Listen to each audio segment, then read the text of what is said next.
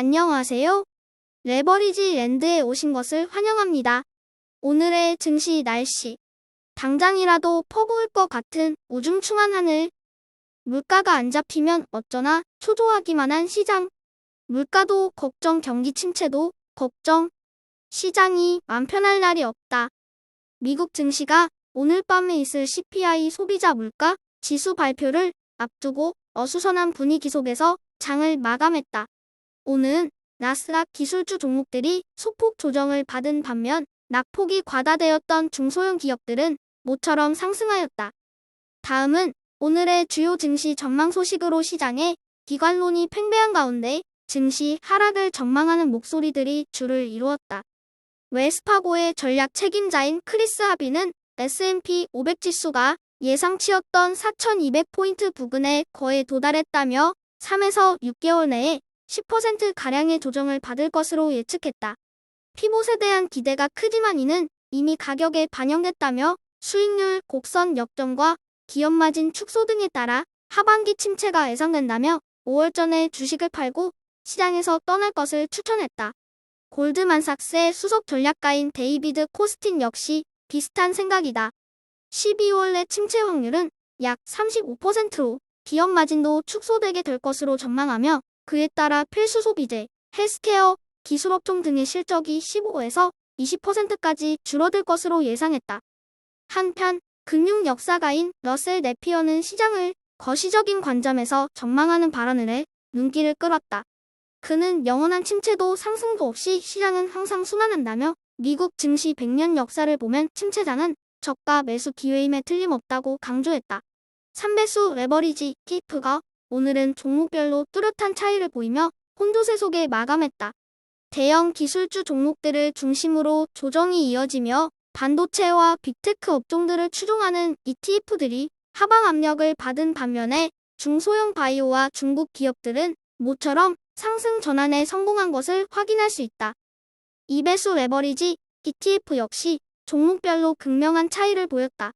그동안 하락에 하락을 거듭하며 동네북 신세를 면치 못하던 전기차 ETF EVAV가 오늘은 나홀로 6.48% 상승하였고 그 밖의 종목들은 작은 움직임만을 보이며 조용한 하루를 보냈다.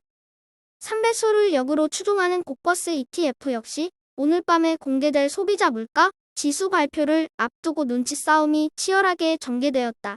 CPI 지수가 5% 초반까지 크게 하락했을 것으로 전망되는 가운데 시장 하락에 베팅하는 투자자들은 예상보다 강한 물가로 인한 시장 폭락에 베팅하며 그 결과를 초조하게 기다리고 있는 모습이다. 다음은 불즈 ETN의 15개 개별 종목 소식이다. 보는 바와 같이 테슬라와 블록을 제외하고는 전 종목이 하락 마감하였다. 오늘은 특히나 빅테크 종목들이 하락세가 도드라졌는데 확실히 고금리 기조와 강달러 환경은 글로벌 빅테크 기업들에게 불리하게 작용하는 것 같다. 다음은 주요 개별 기술주 종목들 소식으로 먼저 알파벳은 구글 TV를 통해 무려 800개의 무료 채널을 제공할 예정이라고 발표했다. 알리바바는 챗GPT에 대항하로 AI 챗봇 신퉁이 채널을 출시한다.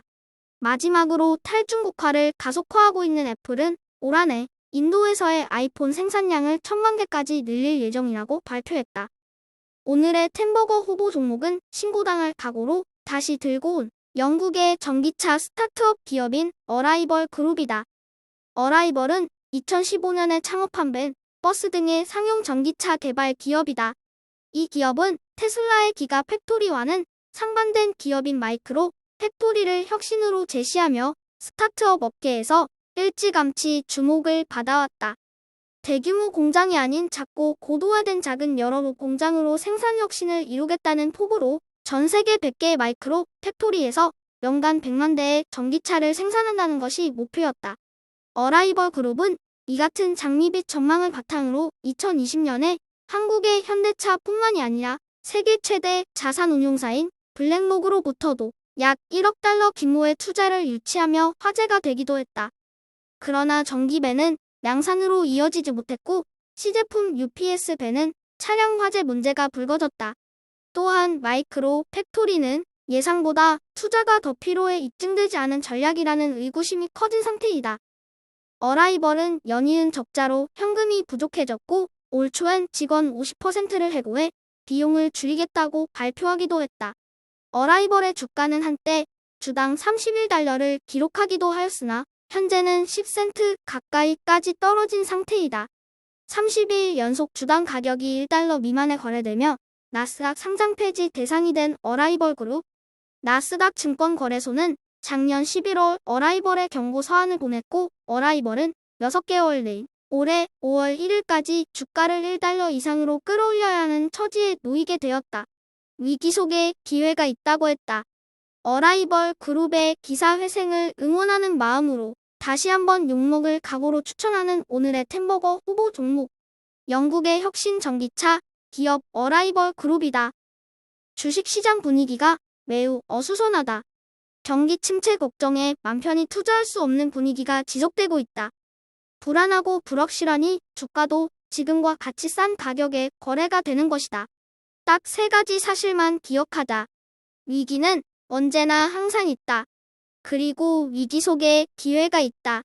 그리고 위기는 항상 지나간다. 우리는 타이밍이 아닌 긴 시간을 투자하는 현명한 투자자이다. 너무 걱정하지 말자. 당장은 큰일이라도 날 것처럼 지지고 볶고 있지만 결국 상승장은 다시 찾아온다.